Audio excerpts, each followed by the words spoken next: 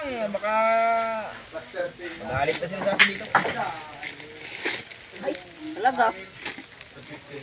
Ikaw ang ano dito. Yan, tulong-tulungan na nila. Panghuli ng ano, isda. Kung tawagin sa amin to, ano? Dos-dos. Stress. Marami masyado naisan po.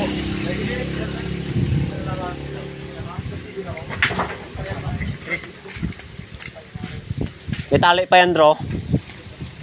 Isama mo na yung kadina. Isama mo yung kadina na. Yun, may ano doon, oh. May dos media doon.